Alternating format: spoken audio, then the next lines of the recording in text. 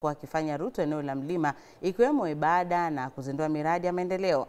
Na ziara yake hivi majuzi ilikumbwa na hali ya mshike na kuzua hisia nzito kutokana na makaribisho ya rais katika kaunti ya Embu. Je, rais anakwepa mlima na kupendelea eneo la Nyanza kwa sasa? Mwanahabari Martin Opio anadadisi swala hilo la iwapo rais amepata mapenzi mapya.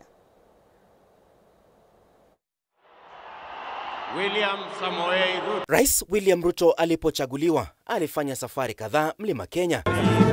Safari hizo nyingi zikiwa kuhudhuria ibada kanisani katika kaunti tofauti eneo hilo au hata kuzindua miradi. Yes, you consider delivering from this end. Lakini mambo yalionekana kwenda mramba pindi tu aliyekuwa naibu wake Rigathi Gachagua alivyotimuliwa na eneo hilo likawa sumu. Rais Ruto tangu kutemuliwa kwa Gachagua alirejea mara moja tu wakati wa misa iliyofanyika kaunti ya Embu ambapo mapokezi hayakuwa mema. Na ni kwa nini rais anakwepa mlima Kenya? Kenya people are using Gachagua to show their resentment against William Ruto. It's not that they like him. When time comes to choose a leader, it won't be Gachagua. You get me? Just like Barnabas was used to mock Jesus Christ. But when redemption came, who redeemed the world? I think the president is clever enough to do things differently. And one thing I want to say here, because I know sometimes we may say things and people ask why we are saying that. I may predict the president will be going to Mount Kenya, but not oftenly. At the same time, the president would like to see those projects that stalled in Mount Kenya complete. Uhasama baina yake na aliyekuwa naibu wake ukitajwa kama kizingiti kwa rais kufika eneo, kwani wakaaji wa eneo hilo wanadaiwa kugadhabishwa na kungatiliwa kwa Gachagua. You cannot give him leadership just because your son and people hate him. So Mount Kenya is guarding their son as their son, and that is justifiable and they should do it. When you talk about government criticism, it is not the enemy which is supposed to criticize the government. It is those people who voted for the government. So if you voted for the government, you need to criticize this if you feel the government is not doing well. But if the enemies comes together and want to criticize the government, they bring anger, and they also want vengeance for the things probably that never went well in the past. Wachanganuzi wa kisiasa wanadokeza kuwa kukosa kutimiza ahadi pia ni kikwazo. Umaarufu wa rais uko kwenye ratili eneo la mlima. Hivi majuzi aliyekuwa naibu rais Rigathi Gachagua amedokeza kumekuwa na njama ya serikali kutumia kundi la Mongeki kumhusisha naye ili kumharibia jina. Ruto's biggest threat is failure to keep his promises, period. But why are people thinking that Mount Kenya are embracing Gachagua? Mount Kenya is not embracing Gachagua. I'm not from Mount Kenya, but I'm a political analyst. Why is Gachagua becoming only relevant after being impeached by William Ruto? Kwa upande ule mwingine, Rais Ruto ameonekana kufanya safari kadhaa eneo la Nyanza na magharibi mwa nchi kwa kile kinatajwa kurai eneo jipya kumpigia kura. Hata hivyo, kizungumkuti cha iwapo Raila Odinga atawahi wenyekiti wa tume ya AUC bado kinamzingira rais katika azma ya urais. Wadadisi wa masuala ya kisiasa wakidai kuwa rais kunyemelea Nyanza ni kwa muda, kwani eneo la Nyanza ni ngumu kumuunga mkono, kwani hawana lolote la kufurahia kutoka kwa serikali ya Kenya Kwanza. Isitoshe, kizazi cha Gen Z bado kinakula kichwa Rais William Ruto anapopanga mikakati yake ya mwaka wa 2027. For us, we are looking for alternative leadership. Alternative leadership which will be led by fresh blood.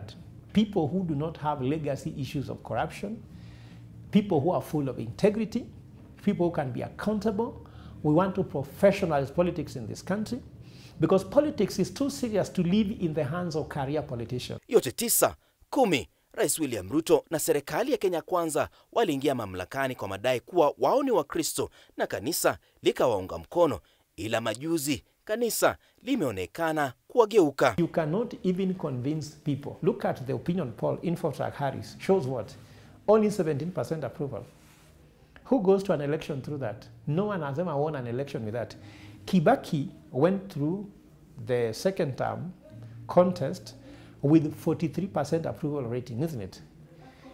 People believe he lost to Raila, but that is a story for another day, isn't it? If Kibaki went with 43% approval rating, isn't it, and almost lost the election, how can Ruto win it with 17%? Martin Opio, Runinga ya K24, Nairobi.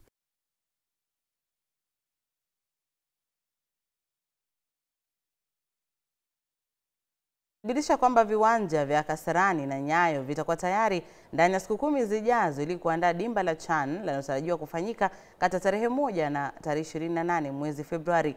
Murkomen alizungumza haya baada ya ziara ya ukaguzi pamoja na waziri mpya wa michezo Salim Mvurya. In terms of infrastructure, we have made progress in the construction of the Taarifa Stadium and the renovation of Kasarani and Nyayo Stadium. And as we saw with you this morning, I am now confident to say here that we shall be hosting CHAN. The last time we were here, there was a lot of stories, and you know, there's a lot of pessimism that as a country we are not going to be able to do it. But I want to tell you, CS, that because of the work of the men and women, especially our KDF who are supervising this project on our behalf, and also the Sports Kenya, the PS here, the PS Defense and the CS Defense, we have had a whole round collaborative effort to make sure that we have the facilities ready. Na Nottingham Forest imeendeleza matokeo mazuri na kupanda hadi nafasi ya 3 kwenye jedwali la EPL baada ya kuicharaza Wolves mabao 3 kavu jana usiku ugenini. Certainly the home crowd. There he goes. You're not going to put me off. Here's Hudson-Odoi. Wood waiting in the middle. Hudson-Odoi might go all the way for Wood. That's what he does.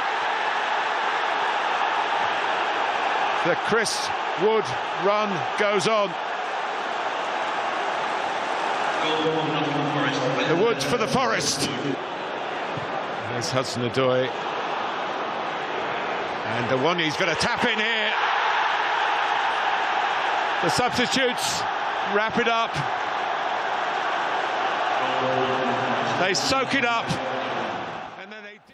Na kwingineko AC Milan ilitoka nyuma mabao 2 na kuilaza Inter 3-2 na kunyakua ubingwa wa kombe la Italia jana usiku.